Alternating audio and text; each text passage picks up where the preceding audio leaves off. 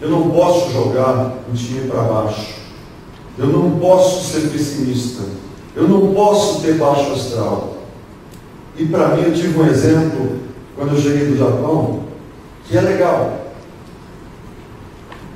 Eu estava construindo uma casa, eu tenho um pequeno sítiozinho lá em Santana do Parnaíba, e a gente construiu agora um canil. Eu nunca gosto de bicho preso, eu gosto de tudo solto. E aí eu comprei uma teleobjetivo, uma lente, e tirei uma foto do canil em construção. Mas a minha cachorra estava lá dentro.